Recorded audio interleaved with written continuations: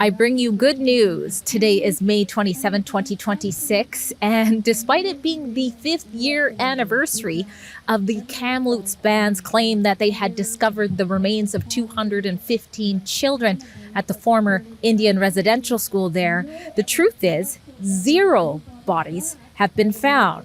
Again, that's good news, but we live in Canada, where stating that is considered by many to be denialism.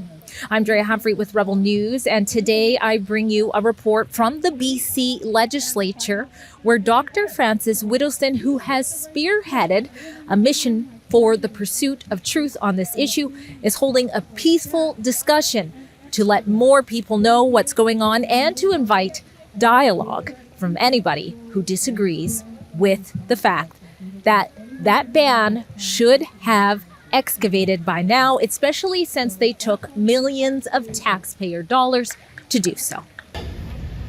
A lot of white people who owned slaves thought that they were uplifting them.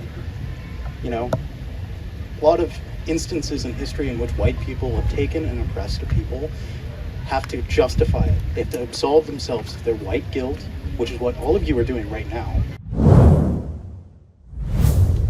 And what has been the result of this lie being allowed to prevail?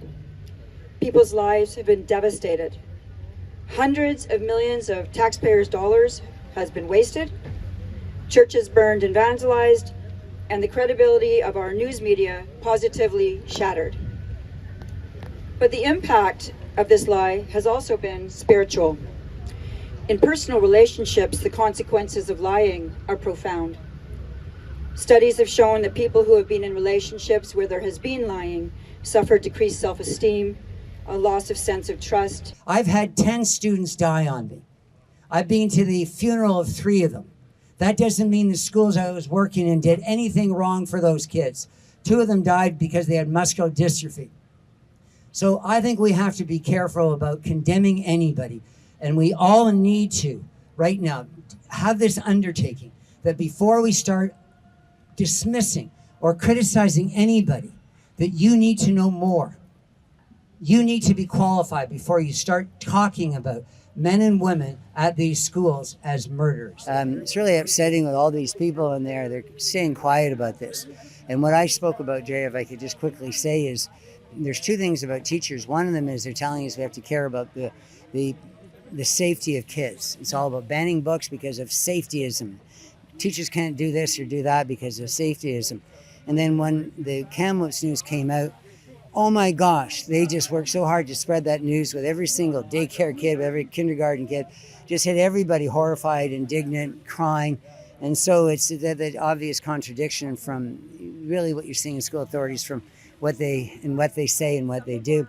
Is the residential schools are a very complex story spanning a great deal of time and many areas of Canada.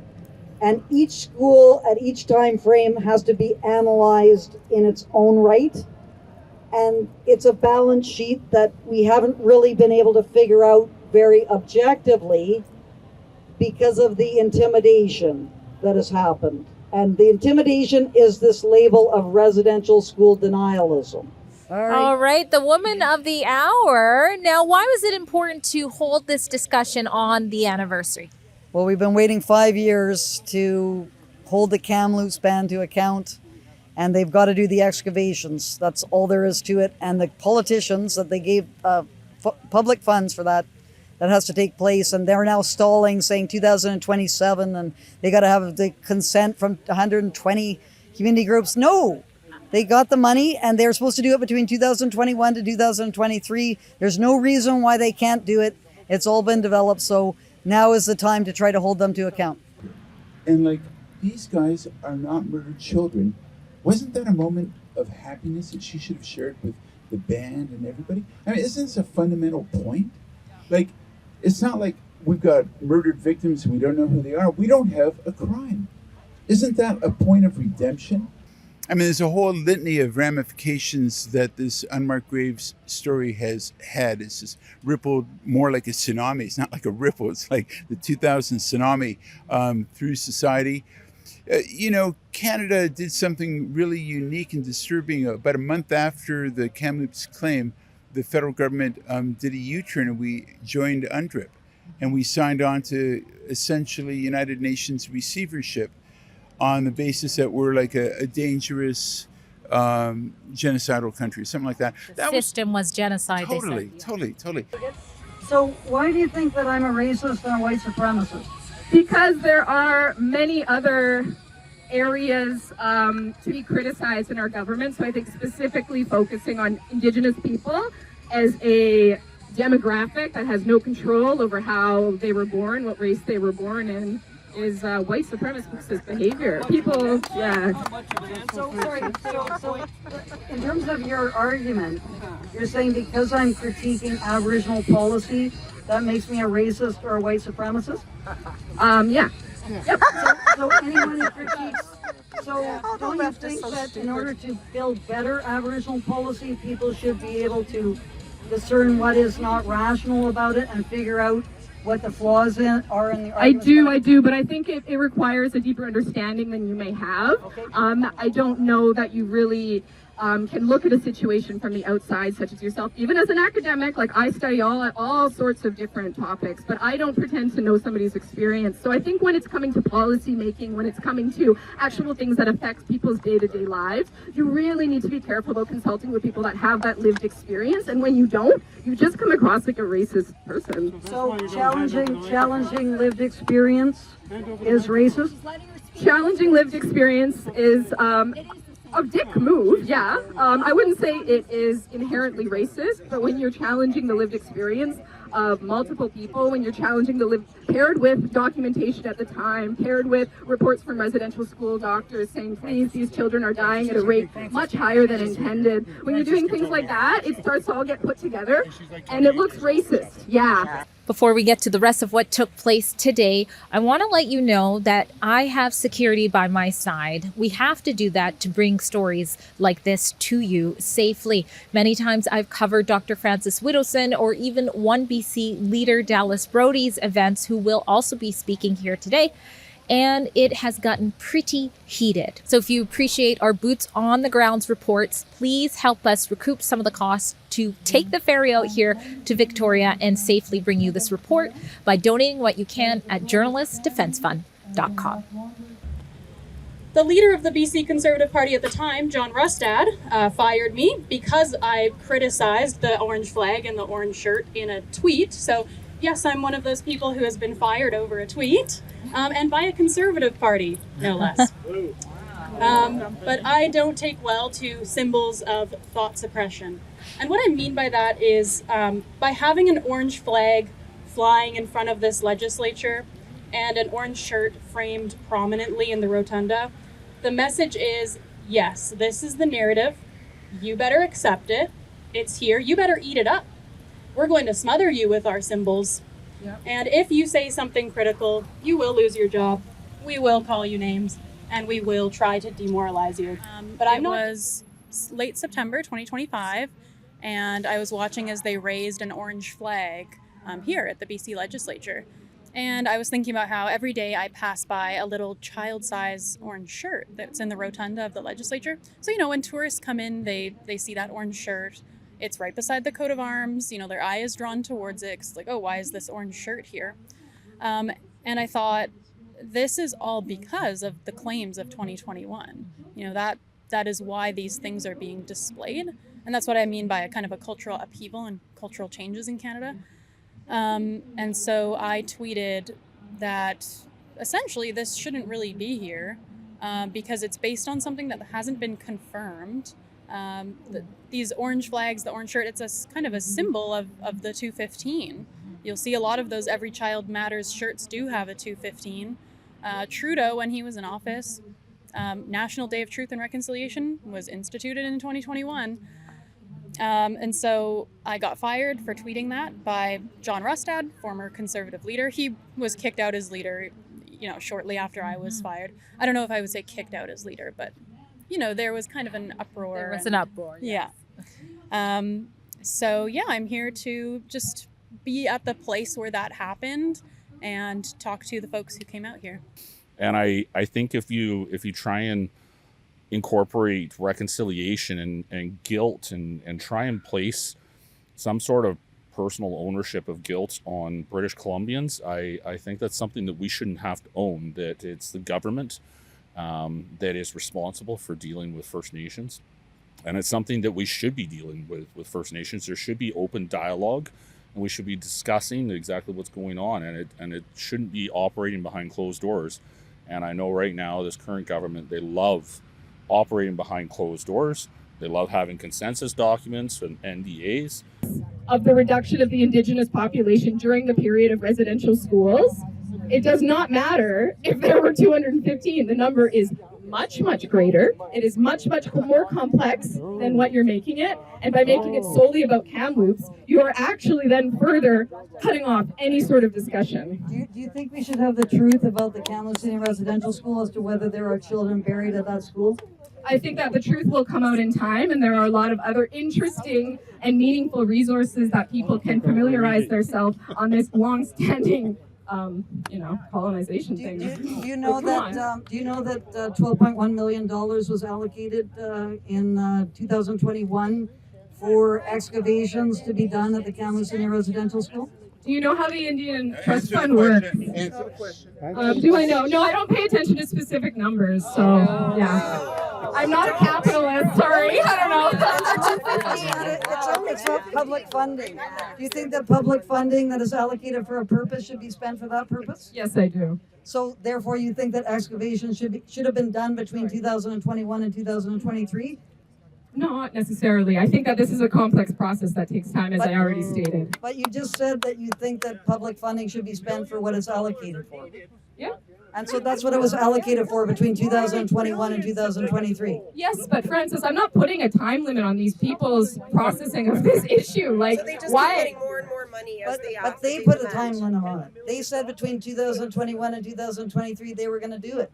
Yes, and if you would actually read what's been happening, there's a lot of complexities involved in the technology, in the cultural protocols. These are things that take time. And these are things you have to have a little bit of patience for. I know you have patience. You've been hammering on about this since 2001. That's why you got fired. This is your current pet issue. It is not about this. All right. Why was it important for you to come here today? It was important for me to come because I believe in what Frances Widdowson is her messaging. I believe that we need to have more discussion about this. I am not someone who says there were no graves, there are no graves. I'm not saying that. All I'm saying is we don't know for sure if there are or aren't. At this point, those were anomalies, and I think it's really important, as much for the dignity of those children, if there are graves, to uncover that they really are graves. That this, how does it help anyone? How does it help those children to keep them buried forever if they truly are in there? So I just think that we need to have open, respectful discourse about it, and that hasn't been happening, and that's a problem. So open discourse, respectful, and if there's anything there in those 215 graves or anomalies, we need to know what that is. I don't believe ever that there was a need for reconciliation. I don't believe in group identification. I don't go around saying that I'm part Scottish, part Viking, and I'm heterosexual or I'm Christian, or I don't go around doing that. I don't see any advantage with the whole woke program in schools and society. So I just reject it all. I reject any idea that people are entitled or people should be discriminated against on the basis of race or ancestry. So where do we go forward with the reconciliation industry, which to me is very much like a mafia? I think we end it. I think we just move forward. I think Indigenous people have been given land, in some cases very generously, and in some cases less so. Certainly there's things that we can do there to come to an agreement, and then we move forward as Canadians. You can't have a society that works in which you have more than one class of society. Now, you had security here today. Yep. I have security here today. Yep. But this is a different experience than normally when you come out and try to have discussions. So what do you make of that? Well, I think, one, we had a permit this time, so that sort of shows the importance of the official kind of legitimacy. So I'm talking to universities. We need actual events held by universities that have the backing of the administration and the professors so that we can have these discussions without the mob scenes in universities. As well, I think we see a bit of the turning now that's starting to happen. So I think that they've just embarrassed themselves so much in the other things, showing themselves to be thugs and all the problems. And so now they're kind of starting to back away. And we had Jessica, which was good. So Jessica came. There's a sign here that says, truth comes before reconciliation. And that's really why we're all here, is because we just want truth. And just because we're asking more details and more information about the claims being made doesn't mean we're against anyone. You know, this is really just about, okay, this has become part of the Canadian story. You know, this will be in history books. This is being taught in schools. So let's get the facts right. I think everything kind of comes back in a democracy. Everything seems to always funnel back to this concept of the everyman, like the Overton window of common decency, of common sense. And we need to kind of clarify it and bring it back to the idea that facts matter, objective reality matters. There are a lot of people, like the Angus Reid Roll, I think, poll from last year showed that 60% of Canadians are very unsatisfied with this story, this claim as it sits. Even a majority of Indigenous Canadians do not accept the narrative without further proof. We need to excavate. This is ridiculous. But I don't know who's listening. So it's tricky in a democracy, right?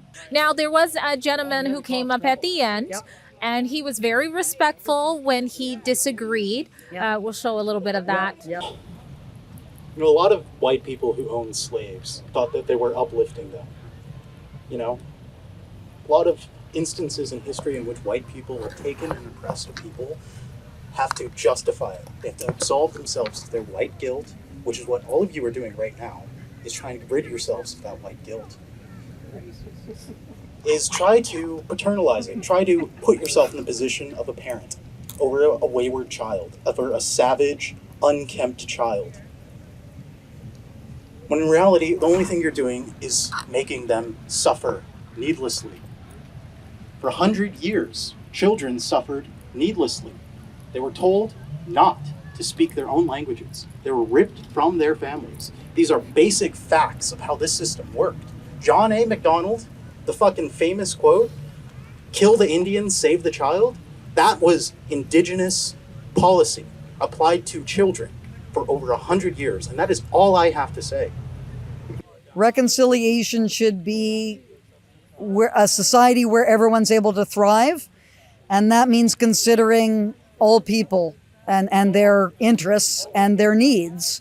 And unfortunately, Aboriginal people's needs are not being met by the existing system, which is the lawyers and consultants of the Aboriginal industry siphoning all the way from communities and encouraging Aboriginal people to remain isolated and dependent so you can continue to have these funds being diverted. And that's what's got to change if we want to have reconciliation, is having a system where Aboriginal people and non-Aboriginal people can thrive in Canadian society.